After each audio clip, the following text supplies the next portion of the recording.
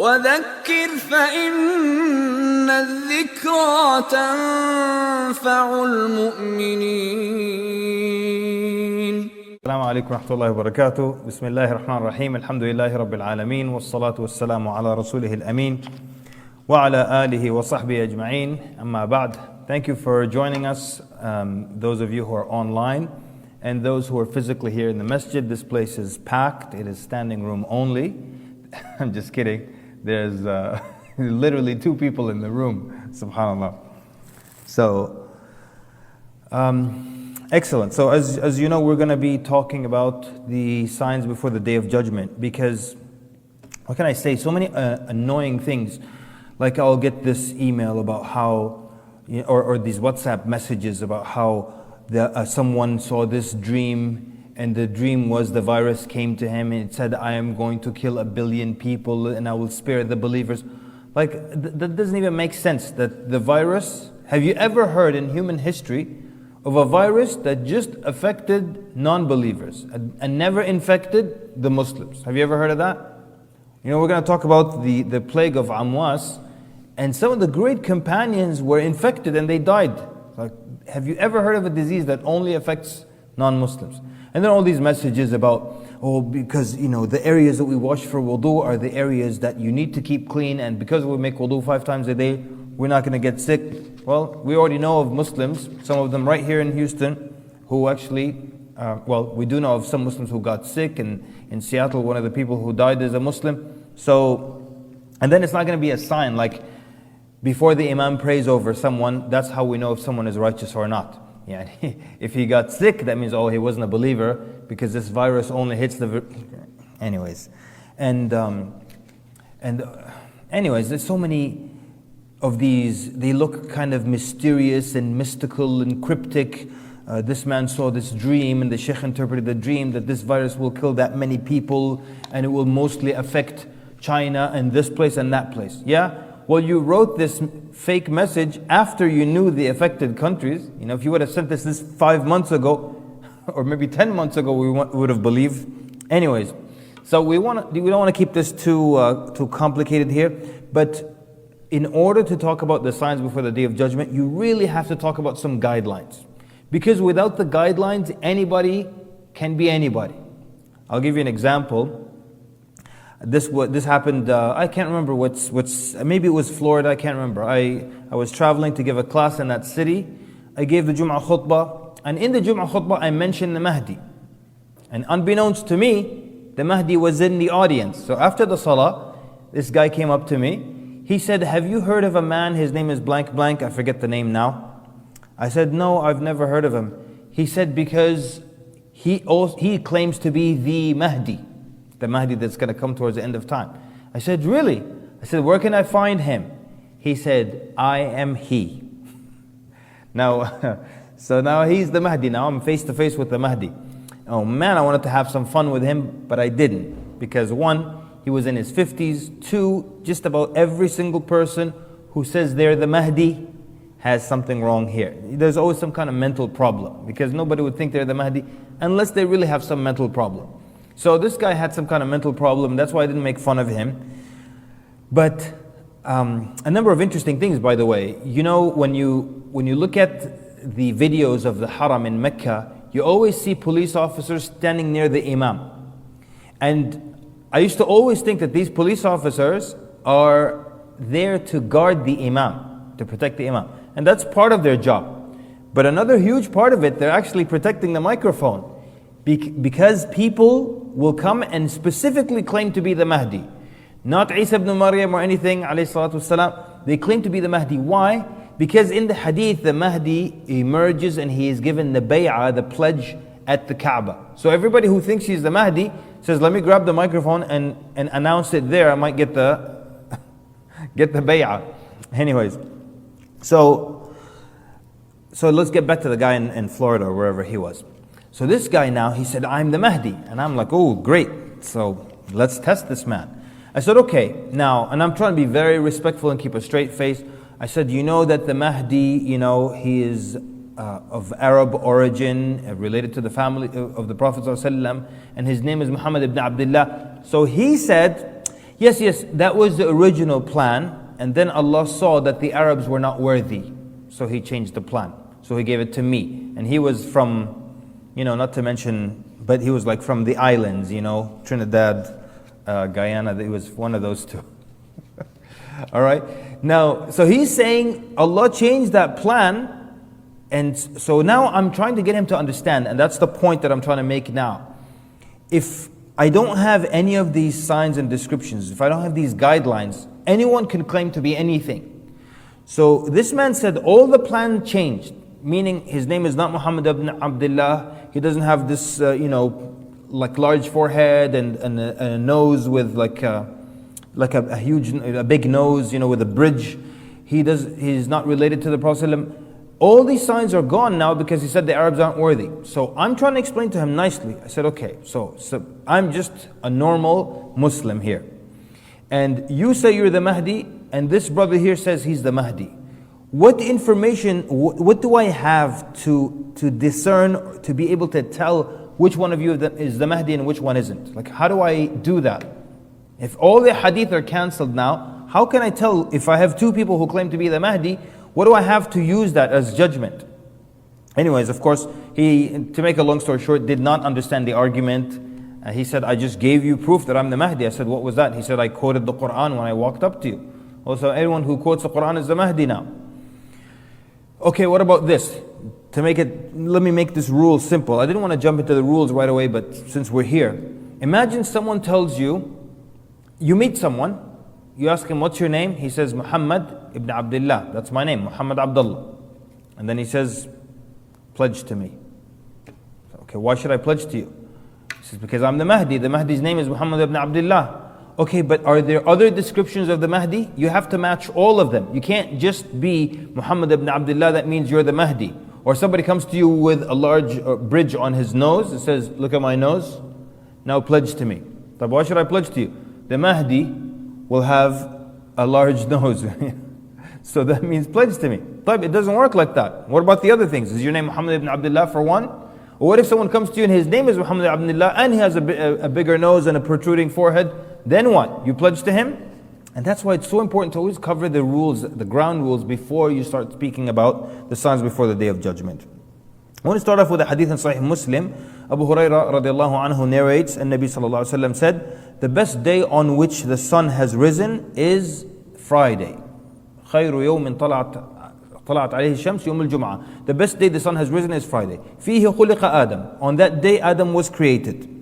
وفيه أدخل الجنة. And he was entered into Al-Jannah on that day. وفيه أخرج منها. And he was also taken out of Al-Jannah on a Friday. And the last hour, the day of judgment, will be on a Friday. So what if, let's say you have a roommate, you wake up Wednesday, you ask him, did you pray Fajr? He tells you no. You tell him, okay, why didn't you pray Fajr? He says, because I know the day of judgment is not going to be today. Today is Wednesday. The day of judgment, according to the hadith in Sahih Muslim, will be on a Friday. So if it's on a Friday, it's not today, I'm safe.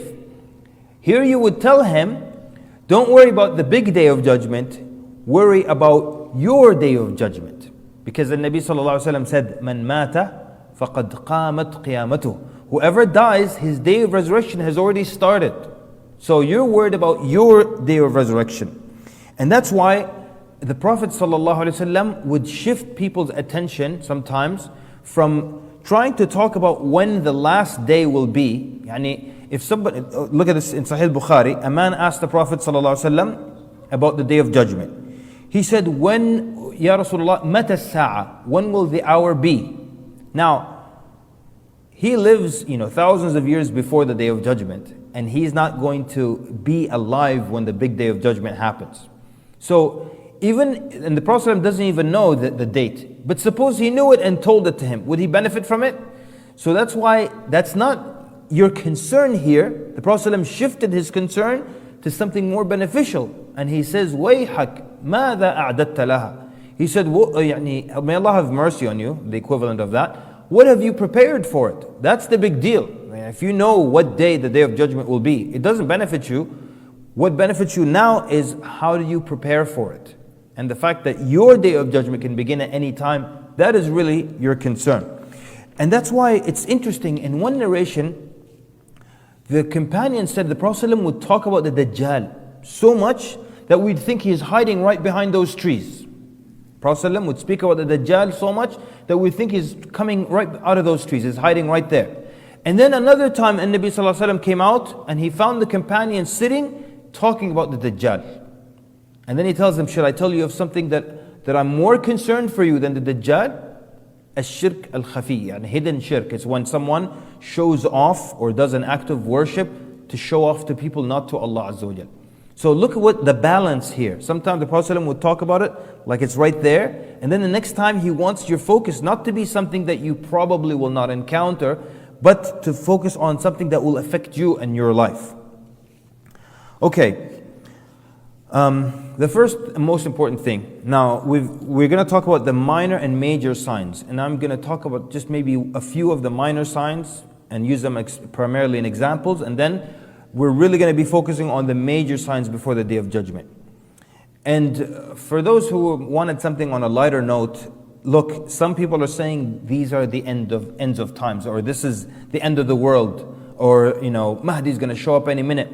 The Mahdi is always going to show up at any minute. And every generation always believed, or many generations believed that the Mahdi is going to show up in their times. There was one of the scholars, and this is hundreds of years before us, he was certain that the Mahdi will show up during his time, and he used to tell his students, when you see the Mahdi, tell him I said Assalamu alaikum. I know that if Mahdi might come in my lifetime, if I die, he will certainly come in your lifetime. If you see him, give him salams. And this was hundreds of years ago. We know people today who believe, and I'm talking about legitimate, knowledgeable students of knowledge, who believe the Mahdi will show up at our times. Or the Dajjal will show up at our times. But there's many things that happen before the Dajjal shows up. And many of them have not happened, actually almost all of them have not happened. And things that happen before the Mahdi shows up, and they haven't happened either. So when someone tells you, oh, the Dajjal is going to be here 2 days from now, or the Mahdi is stuck in traffic but he's going to be here any minute, just don't believe him. Alright, so what we have to do with the signs of the hour, the major and minor signs, and I'm going to explain in a little bit the difference between the two. Number one, you have to believe all the signs, as long as they're from an authentic source, meaning they're from the Qur'an or from the authentic sunnah, then you have to believe. That's your only obligation. The fact that I believe something doesn't mean I have to know the inner workings of it and I have to explain it to everybody. I believe in the beast. And Allah subhanahu wa ta'ala mentioned the dabba. أَخْرَجْنَا لَهُمْ دَابَّةً مِّنَ الْأَرْضِ تُكَلِّمُهُم. We brought out a beast from the earth that speaks to people. So that's in the Qur'an. The Prophet ﷺ mentioned it in the authentic hadith. Now, my job is to believe in the emergence of the beast. Now, someone might come to me and say, so you believe, you're Muslim, you believe in that? Okay, now explain to me. What species is it? What is this beast that speaks languages? And how is it under the ground? And where are its parents? And how does it eat? And how long has it been underground? And where is it right now? Why can't we find it? That's not my job. So to make life easy, your job is to believe only, not to have a thorough explanation and give you like what kind of species it's from and give all, So that's not your job. Number one, your job is to believe in that which you understand, and more importantly, to believe in that which you don't understand. Because that's when the real challenge comes. Everybody can believe what they understand. But when you don't understand something, and it's authentic, here are you going to believe or are you not going to believe? The sun rises from the west. صح? Sun rises from the west. صح? Yeah. So it got confused for a minute. The sun rises from the east now and sets in the west. But there's going to be a time when the sun will rise from the west. So some people try to explain it and say, okay, when the sun rising from the west, it's not possible that the earth will spin the other way. So the sun rising from the west, meaning the light of Islam growing in the west and rising from the west. Sounds nice and it sounds promising, but here's a very big problem with it. I'm skipping ahead to the rules. The big problem with it now is that now you're breaking one of the rules. In order for me to say this is that sign, it has to match all the descriptions of the sign. To tell me that the sun rising from the west is Islam growing in the west. Allahu Akbar. Okay. But one of the clear things when the sun rises from the west is that Allah does not accept anyone's tawbah anymore. So if Islam is growing in the west, why can't I make tawbah? It doesn't make sense, right? It has to fit. It has to fit all the descriptions. I'm coming back to this in a second. But if you don't understand something, it's not a reason to say it's not authentic or I don't believe it simply because I don't comprehend it. It's the world of the unseen. That's the nature of the world of the unseen. If you could fathom and explain every aspect of it and even see it, then it wouldn't be unseen. Okay, another mistake people make is that they try to interpret every sign according to our present world today. They try to interpret every sign according to our present world. And people are always guilty of that. Let's take some simple examples. So basically, one of the minor signs is that there will be less barakah, less blessing in time. Time passes quickly. Time passes quickly. This is one of the minor signs. Towards the end of time, the time will be passing quickly. So some people said, okay, that means there will be less barakah in time. Others said the day will get shorter, so it will be the same in hours, but it'll feel shorter. So like I said, time will pass quickly. Now others said, time passing quickly, in the old days, a lot of times they would refer to a distance using time. So they'll say, this person is masirat kada, the distance of 3 days, for example. They used to measure distance by days, by time. So with time now passing quickly, some scholars said that's means of transportation or faster means of transportation. So what used to take 3 days, the journey of 3 days now can take you a few hours, or sometimes even less than an hour. If you're on a plane, even on a car, a journey of days on camelback, just a few hours and you're there and you're back again. So they're saying, look, here time passing quickly can mean faster means of transportation, or it can actually mean less barakah, less blessing in your day, so the hours pass and you don't get much done. The point is that this is a sign that could have been understood one way, and it also could have been understood according to the changes in our times. But not everything has to match our times. I'll give you an example. An-Nabi ﷺ mentioned in the hadith that the hour will not be established until predatory animals speak to people. Yani lions, tigers, wolves, predatory animals will speak to people. And it will not be one incident or two, but a number of them. It's a common thing that these animals now are speaking to people. Now here, let's look at the rule we mentioned earlier. What if someone says that's not possible? Animals don't talk and wolves don't talk. Right, slow down. Allah subhanahu wa ta'ala, did He not create animals that can speak? And you'll say yes. Not just parrots, there are other kinds of birds that can speak. Okay, so who created this parrot? Allah subhanahu wa ta'ala created this animal able to speak. Alright, can He take an animal that He already created and make it speak? Okay, yes. So that's the first thing. Well, wolves don't speak. Of course wolves don't speak. That's what makes it a sign before the Day of Judgment. When wolves speak, it's a big deal. So that's the first thing the hadith mentions. Then it mentions that a man will talk to the tip of his whip. A man will talk to the tip of his whip. And some argue that the whip will talk back. Because if you just talk to your whip, you're just crazy. There's no sign there. But if your whip talks back to you, then that's an inanimate object speaking, and that's a major sign. And then it says, a man's thigh will inform him of what his family did in his absence. So a man's thigh will inform him of what his family did in his absence.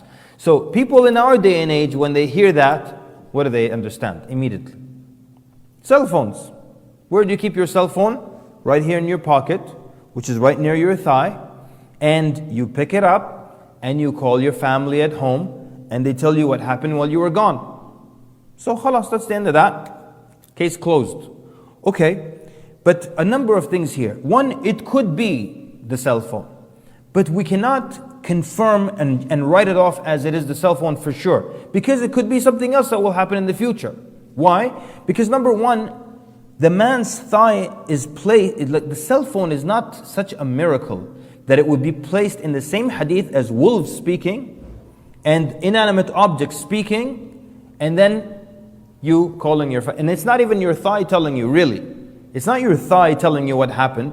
It's your wife herself telling you, or your husband. When you pick up your phone, the device connects you to them and they tell you what happened. So that's not really the same, is it? It's not really the same. So we can't say it is definitely the cell phone. It could be, but it could be something more miraculous, more of a sign before the day of judgment that a man's thigh will speak to them. And again, my job is to believe in that. I'm not going to explain to you how it happens. Yani, how often does your thigh speak? What if it's talking too much? Hit it, stab it with a pencil.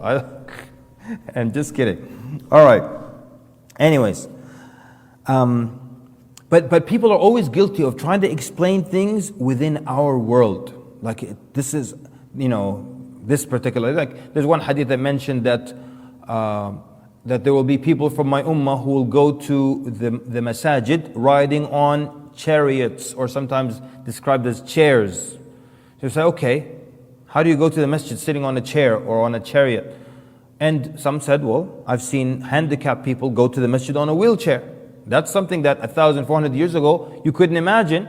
Others said, cars. In a car, you're essentially sitting on a chair and it takes you to the masjid. So it could be. But one of the beautiful things about the unseen is that it can always have more than one plausible explanation. All right. Yeah. I'll give you an example of that. So, An-Nabi sallallahu alaihi wasallam described a number of scouts that will go to verify certain information. I think we'll get to that later. But the point is that the Prophet ﷺ then swears by Allah that he knows their names and the names of their fathers and the colors of their horses. And Nabi ﷺ mentioned, and this towards the end of time, that they'll be on horses. And then we see a lot of descriptions of primitive weaponry. The Prophet ﷺ says, Al-Qastantiniya, Constantinople, will be conquered without firing a single arrow. So people said, he said an arrow. And then he mentioned that when Ya'juj and Ma'juj come out, that yustawqid, yani the believers will use their min rimahihim, that people will for many years use their like spears, the wood from their spears, for fuel, for fire, to light fire in their homes, to cook with. So so they had spears, arrows in Constantinople, and horses when we were talking about the scouts. So they said that means something will happen and people will go back. No more guns, or airplanes or tanks. They'll go back to horses and spears and swords. Okay. Then they start to speculate here. One famous thing, they say, okay, we're gonna run out of oil. When we run out of oil, no more tanks, no more cars, no more planes. So what will happen? You get back on a horse. And they're forgetting about electric cars. They're coming a long way. Ask Tesla. The point is, so they went straight from there's no gas to horse. There's no gas, hybrid, or electric car, hydrogen fuel cell, There's some other things, bicycles. I live in Friendswood, Texas. I'm going to just, if we run out of gas, go buy a horse, ala tool. I'll use a bicycle for a minute, Anyways, the point is, so they said we run out of fuel and then people go back to, that's one. Two, they said it could be something nuclear and then it wipes out all technology, blah, blah, blah. And then people go back to horses and knives again. There's not a single gun laying around. And I'm sure in Texas there'll be, even if the whole world dies, come to Texas, you'll find guns and bullets, alhamdulillah, right? All right. Then they said maybe it's something like a solar flare. Solar flare from the sun, a huge one. It will knock out any technological or electronic device on Earth. Besides the fact that scientists said there's only a 10% chance of a solar flare doing anything like that. But it doesn't have to be a global catastrophe. The scholars mentioned very reasonable, very plausible explanations. One, they said that it could be that there are other weapons and advanced technology and what have you, but the terrain allowed these men to be on horseback. There can be a car and you can still be on horseback. There can be a tank and you're still on horseback. One of the examples a scholar mentioned, he said, if you look at the war in Afghanistan, طبعا when we say the war in Afghanistan, we mean the halal one against the Russians. We don't talk about the one, I'm just kidding. We don't talk about the one when Bush, during his reign, we don't know what that was. But it was halal when the Russians were, when people were fighting the Russians. They said if you watch footage of those battles, the Afghans were on horseback and they're fighting an enemy on helicopters and on tanks. Why? Because the terrain, the landscape allowed them to be on horseback even though the enemy is on machinery. So they said that's another explanation. It doesn't have to be catastrophe, the world starts from zero. And now of course some people are probably thinking, aywa, coronavirus kills everybody, then people start fresh. Start fresh with a gun, start fresh with a knife.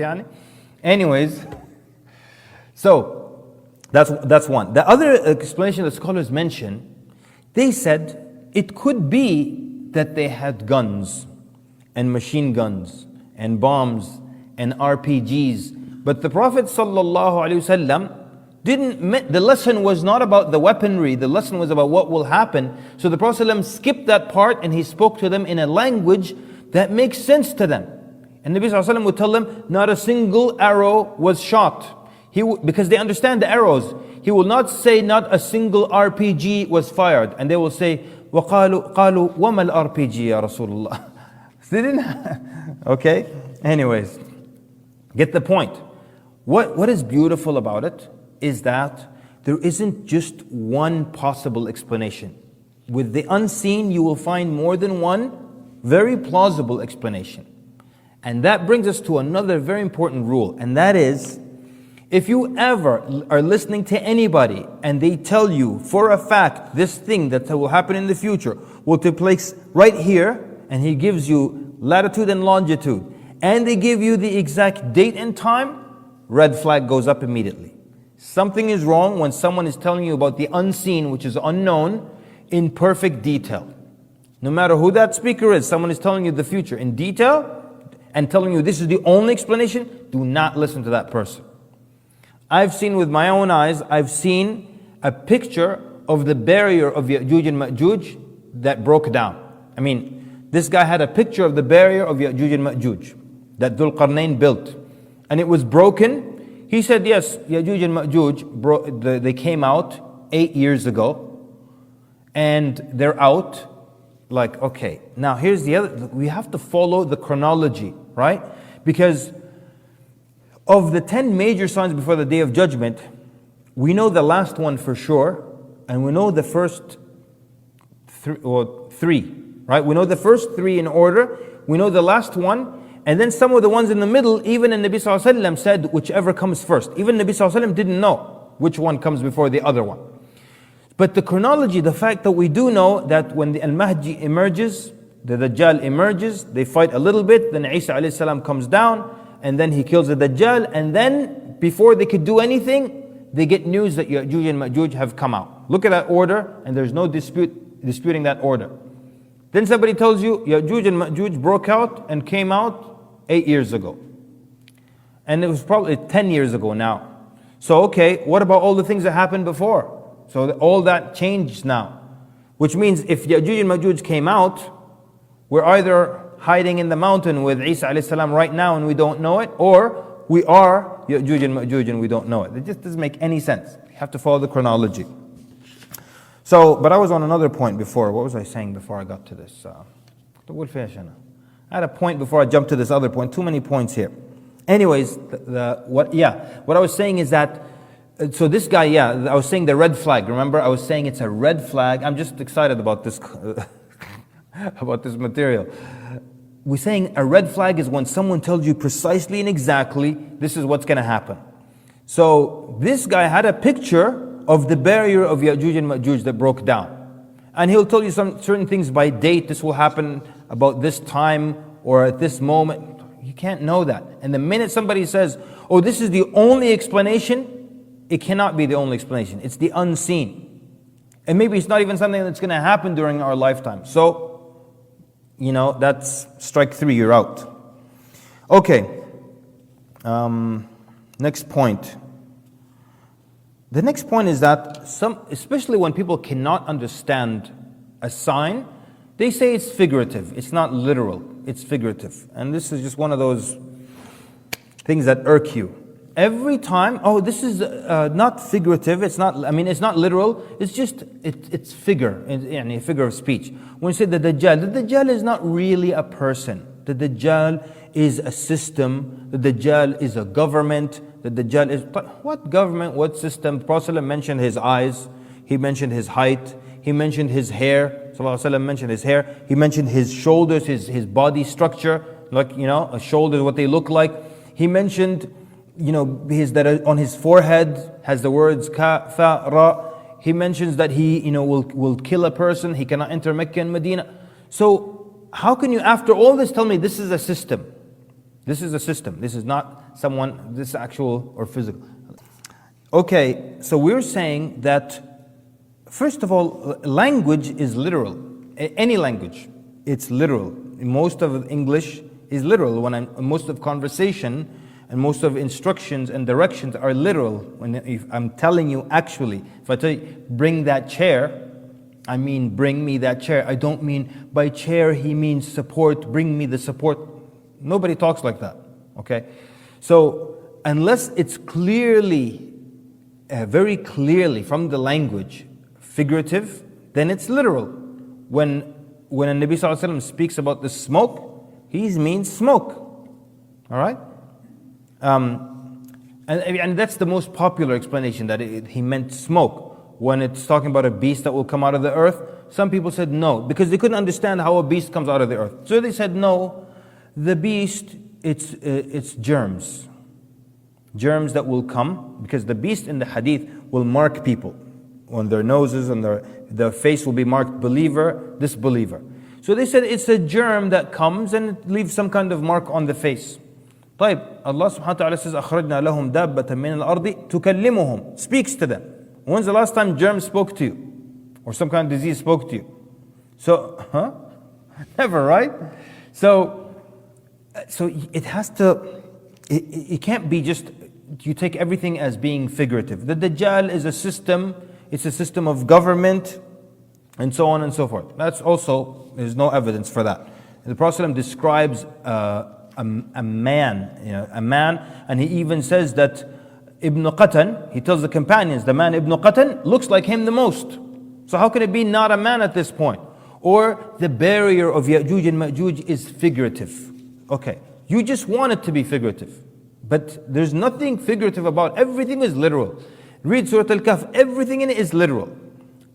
He said, Atuni Zubar al-Hadid. He said, bring me, he didn't say al-Hadid, Zubar al-Hadid, which means the chunks of metal like this, or iron. And then he melted it. Ufriq alayhi qitra, which is copper. And then the mixture of copper and steel and iron was a known mixture, for extra strength and to last a long time. And then he said, قَالَ انفُخُوا, blow. All this physical description, بين السدين, and there were many clues there. And Allah Azza wa Jalla didn't say بين الجبلين, but بين السدين. And all that to show you that it's physical. There was actual work that was done, fire that was blown, things that were melted. And then after all this, oh, it's just figurative. That's not how it works. And that's why anyone who says, oh, this is figurative, that is figurative, doesn't really understand how the language works. Not just the Arabic language, but how language works. All right. Very good. All right. Allah subhanahu wa ta'ala purposely gave us a lot of details in some places and few details in other places. And He gave us as much detail as we need. For example, the Mahdi, Allah subhanahu wa ta'ala gave us so much detail so that we can put anyone to the test to see if they're the Mahdi or not. Ashfi. Adi.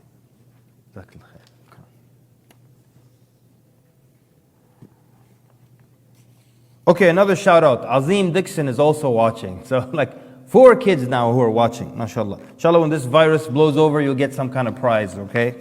Right now, I don't want to give anything out. All right, good job, Azim. Where's Aisha? Okay, Aisha's there also, great. That's it? All right, no Zayd? Okay, we're saying Allah subhanahu wa ta'ala gave us some details or about certain signs. Like the Mahdi, we have so many details that if anyone says I'm the Mahdi, I can open up the details and say, okay, you don't have this, you don't have this, you don't have this, sorry, you're not the Mahdi. Because I need to know those details to be able to discern if this is the Mahdi or not. I'll tell you something interesting. After the Mahdi leads that Fajr prayer, and Isa alayhi salam prays behind him, there is not a single narration about the Mahdi after that. Nothing. You know why? Because you don't need anything. You don't need to know anything about him after that. The superstar is here.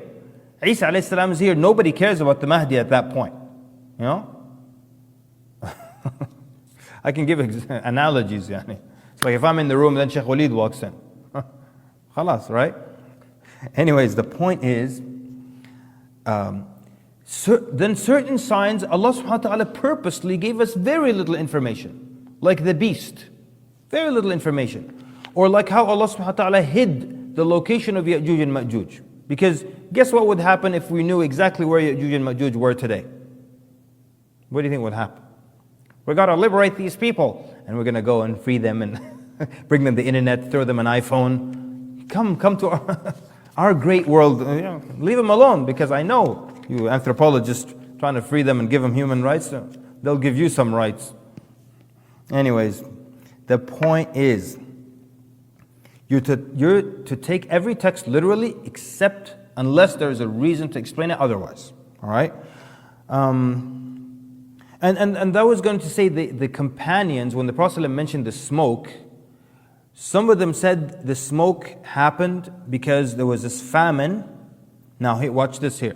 He said there was this intense famine in Mecca, and when the person would come out from the fatigue, everything would be hazy, and it would be as if there is smoke everywhere, but there wasn't smoke.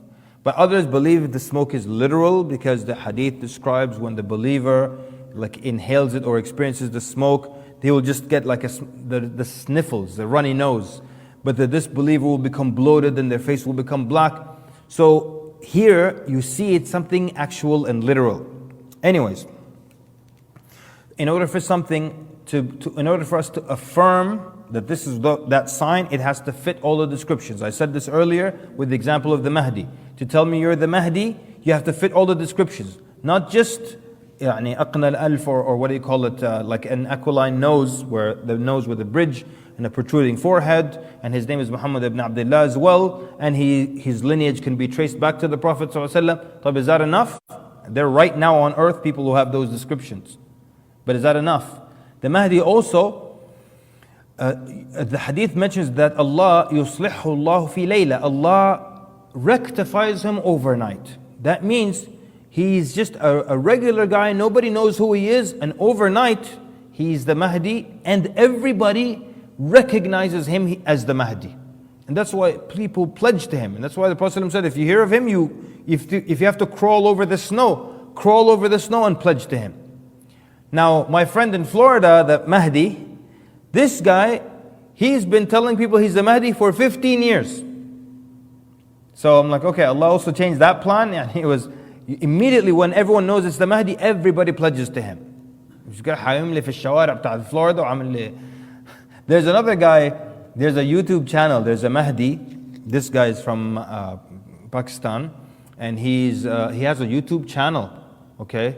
And he uploads a video every week or whatever it is. I don't know if he's still going on this channel, but I used to see. It's all in Urdu.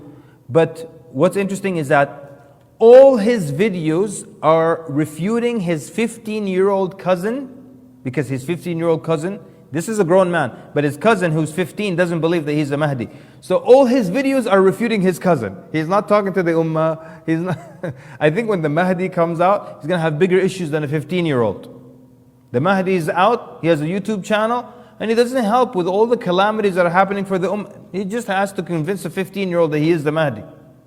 And there are others from all around the world, all around the world. Anyways, you have to fit all the descriptions.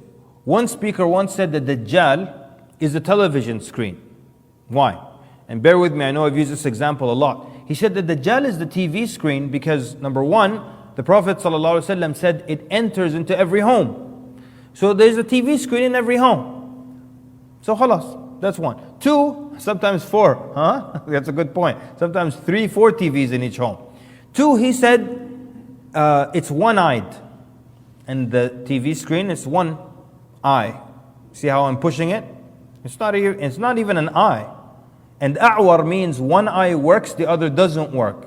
So the TV is just one. It's not like a broken one. They don't sell you a broken one with a good one. You put them next to each other, right? Then the other thing is, it says that, the other thing he said, that it's called a Dajjal because he's lying. And what do you see on television? Lies all the time. And we know that. And we know that. So, you watch the news, oh, they're lying. You watch the commercial, they're lying. I know I said this before, but I love it. When you watch the sandwich commercial, everything falls on top of each other, slow motion. And it spins, and the lettuce is always sweaty, kida. And the meat falls barraha, and the water spills, kida. When you go by, it's like, kida. Someone just stepped on it. Did you make this with your foot? Just stepped on it and something flat, and that's the one in the picture? Yes, sir. Okay. So he said it's lying all the time, so the Dajjal is the TV screen. Yani Nabi ﷺ describes a man, tells you the height, and the hair, and the forehead, and which eye, and tells you he looks like Ibn Qatan, and then you tell me it's the TV? Because the TV lies, and the Dajjal lies. The TV has one eye, the TV is one screen, and the TV is in every home, the Dajjal enters every home. Okay. What about the other descriptions? We said that Dajjal in the hadith, the Prophet mentioned, he cannot enter Mecca or Medina.